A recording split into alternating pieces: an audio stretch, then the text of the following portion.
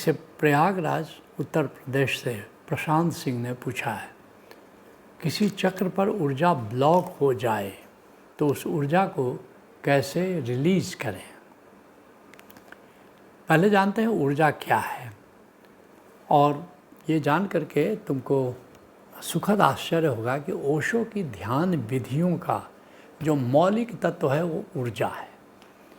अलग अलग ध्यान के डायमेंशन है, कोई नाद पर ध्यान कराता है, कोई नूर पर ध्यान कराता है, कोई निराकार पर ध्यान कराता है। लेकिन ओशो ने जितनी भी ध्यान विधियां बनाई उनका जो मौलिक तत्व है जिस पर उन्होंने ध्यान विधियों को खड़ा किया, आधारित किया, वो है ऊर्जा। इसलिए ओशो सन्यासियों को आपस में तुम बात करते देखोगे कि आज बड़ा ऊर्जा का अनुभव हुआ, आज मेरी ऊर्जा चढ़ गई।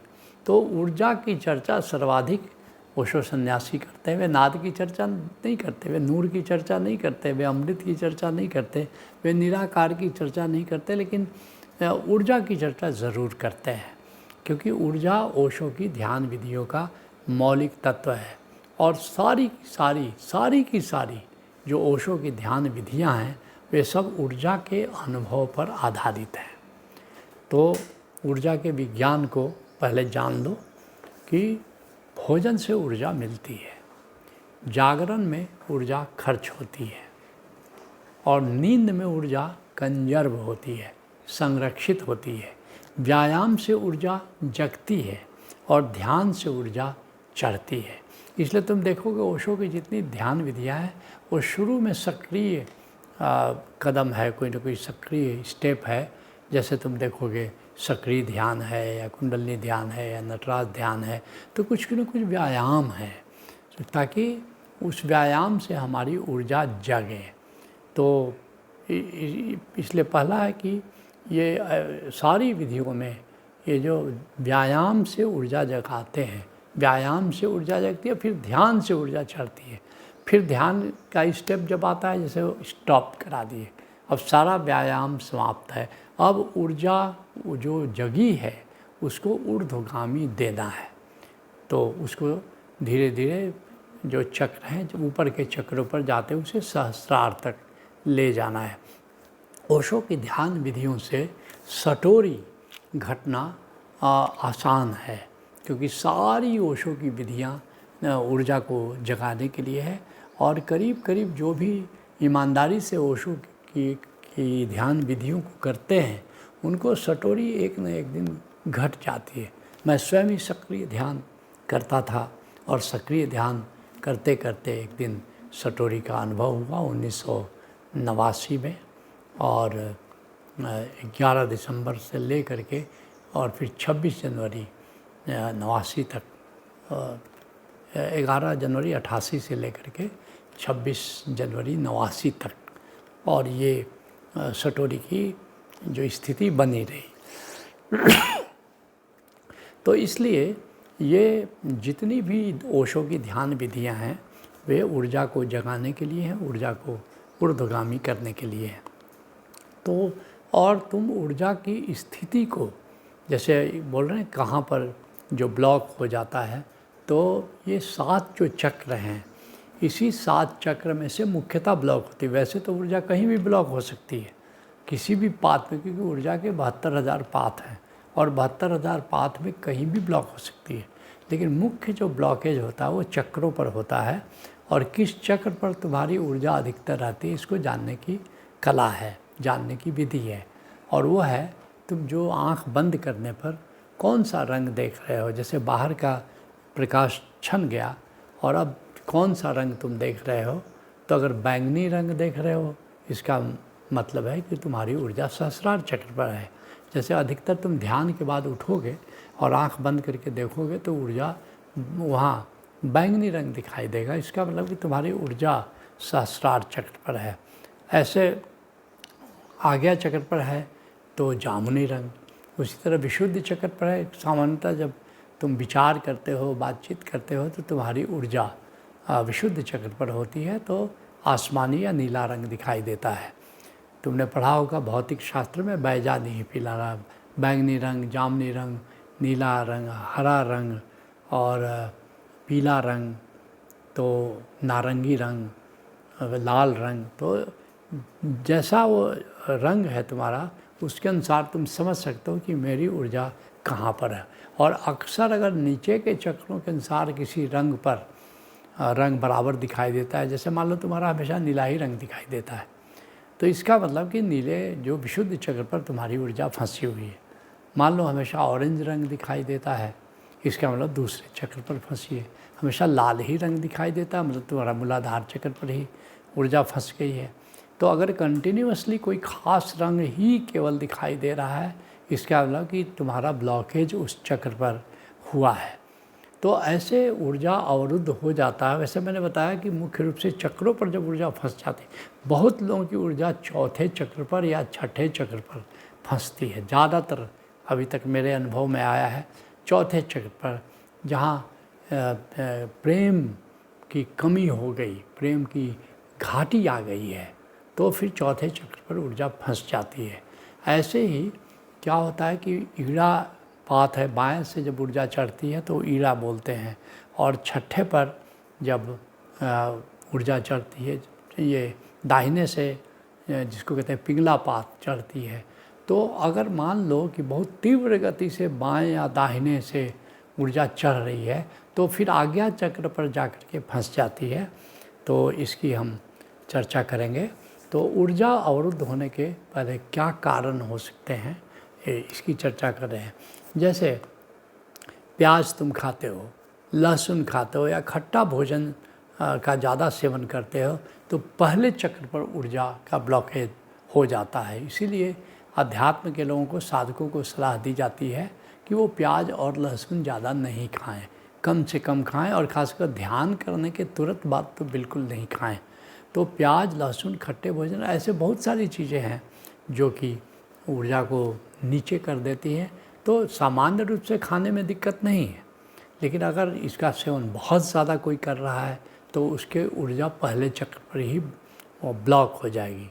उसी तरह से भीड़ या दुर्गंध युक्त स्थान में अगर तुम्हारा निवास है, तब भी ऊर्जा बिल्कुल नीचे के चक्र पर चली जाती है, ऊर्जा पहले चक्र पर उसकी ब्लॉकिंग हो जाती है। तो ये कारण है पहले चक्र पर फंसने का। उसी तरह से काम वासना में अगर अति ग्रस्त कोई हो जाता है तो दूसरे चक्र पर ही उसका ऊर्जा फंस जाती है, क्योंकि हमेशा काम का चिंतन, सेक्स का चिंतन, वो ऊर्जा को दूसरे चक्र पर ही ऊर्जा फंस जाती है। उसी तरह से कोई उथली सांस ले रहा है, जो गहरी सांस नहीं ले रहा है, तो बहुत संभावना है कि तीसरे चक्र पर, जहाँ से प्राण का संबंध है, सांस का संबंध है, तीसरे चक्र पर उसकी ऊर्जा फंस सकती है। उसी तरह से कोई एंजाइटी का मरीज है, कोई डिप्रेशन का मरीज है, और फिर तनाव में ज़्यादा रहता है, चिंता में रहता है, तो या प्रेम का सख्त अभाव है, तो उसके उस स्थिति में चौथे चक्र पर उसकी ऊर्जा फंस जाती है, वहाँ पर ब्लॉक हो सकती है। इसी तरह से कोई बहुत अहंकार से ग्रस्त है या कामना से ग्रस्त है, तो पांचवें चक्र पर उसकी ऊर्जा अवरुद्ध हो सकती है। खास करके बहुत ज़्यादा अहंकार, कामना, कई कामनाएं उसी में जी रहा है, तो निश्चित रूप से पांचवें चक्र पर, विशुद्ध चक्र पर उसकी ऊर्जा ब्लॉक हो जाती है। उसी तरह से जो प्रकृति में 5 तत्व है, किसी तत्व का अगर अभाव हो जाए तो उस तत्व से संबंधित चक्र पर ऊर्जा फंस जाती है। जैसे पृथ्वी तत्व, बहुत सारे लोग हैं वो पृथ्वी का स्पर्श तक नहीं करते हैं। आजकल घरों में भी चप्पल पहन करके लोग रहते हैं। खास करके जाड़े के मौसम में तुम देखोगे कि तुम कोई नल छुओ या लोहा छुओ तो कभी भी शौक लगता है। जिन लोगों को शौक लगता है, इसका मतलब ये हुआ कि वो पृथ्वी तत्व से बिल्कुल ही कट गए हैं। और ऐसे लोगों की ऊर्जा मूलाधार चक्र पर ही ब्लॉक हो सकती है। और जब मूलाधार चक्र पर ऊर्जा ब्लॉक हो जाती है तो कैंसर तक होने की, ट्यूमर बनने की, टॉन्सिल बनने की, कैंसर होने की संभावना हो जाती है। इसलिए पृथ्वी तत्व से कट गए हो, अगर शॉक लग रहा है, कहीं मेटल छूते हो शॉक लग रहा है, तो ये वार्निंग है कि तुम्हारी ऊर्जा पृथ्वी तत्व की तुम्हें सख्त कमी हो गई है। और हर व्यक्ति को चाहिए, हमारे सूफ़ी बाबा शाह कलंदर कहते थे कि जब भी तुम जागो तो सबसे पहला काम है परमात्मा को याद करो। जैसे हम ओशोधारा में कह रहे हैं कि कम से कम 5 बार ओंकार का जाप करके ओम इस तरह और परमात्मा का स्मरण करो, और उसके बाद बेड से उठते ही दोनों पाँव एक एक समान रख के अपना पृथ्वी पर रखो, पृथ्वी का स्पर्श करो, 2-4 मिनट भी स्पर्श कर लो।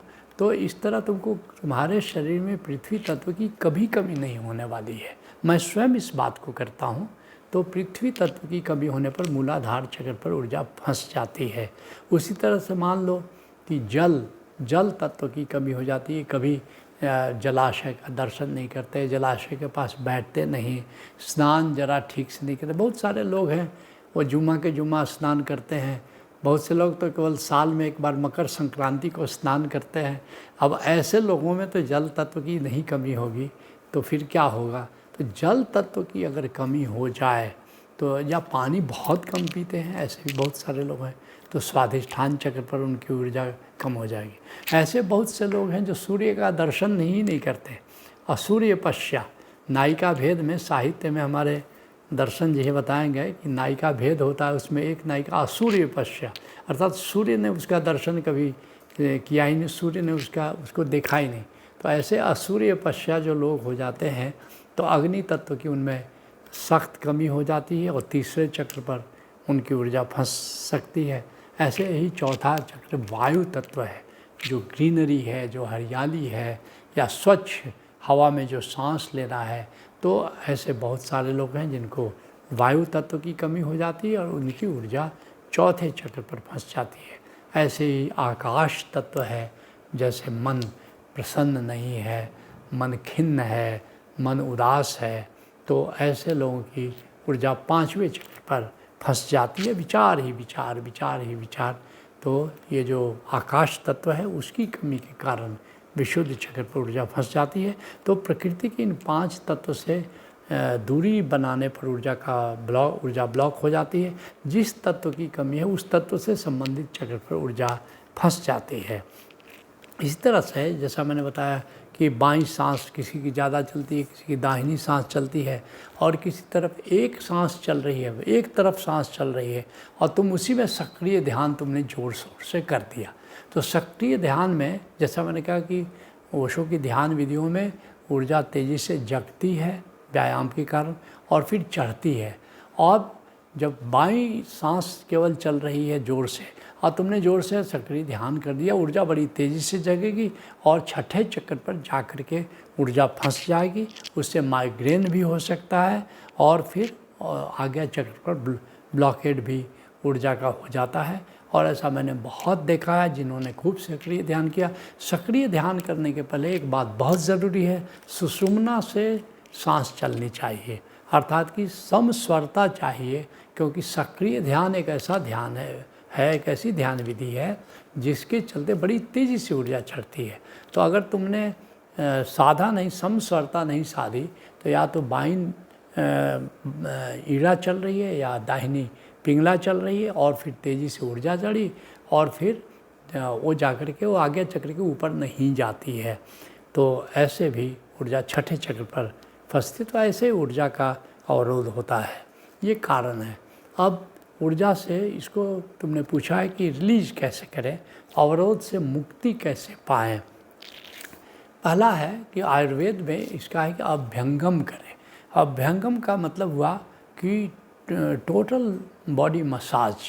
तो ये मसाज से उसके सभी पाथों पर, उसके सभी मार्गों पर, ऊर्जा के मार्गों पर जो अभ्यंगम में मसाज इस तरह से किया जाता है कि ऊर्जा का ये पाथ जो है सारे पाथ क्लियर हों।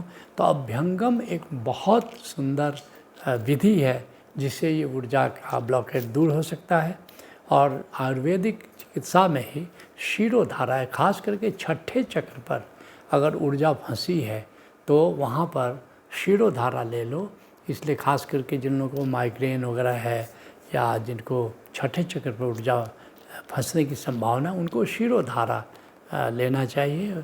अपने जानते हो मूर्थल औषधारा में भी इसका प्रावधान है, उसको लेना चाहिए। दूसरी विधि है कि ओशो का चक्रा मेडिटेशन या कुंडलनी ध्यान, अगर इसको कराते हो तो चक्रा मेडिटेशन से अगर किसी चक्र पर ऊर्जा फंसी है तो उसमें रिलीज होने की संभावना है।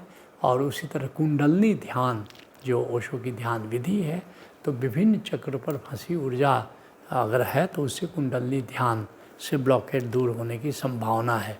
और इन सब का ख्याल रखते हुए ऊर्जा पर आधारित ओशोधारा का सतोरी कार्यक्रम है, जो साल में 2 बार, जब भी चैत्र नवरात्रि आती है या जब भी आश्विन की नवरात्रि आती है, 10 दिन का ऑनलाइन सतोरी कार्यक्रम होता है। तो उसमें ये ऊर्जा की जो ब्लॉकेज हैं उसमें दूर होने की पूरी संभावना होती है।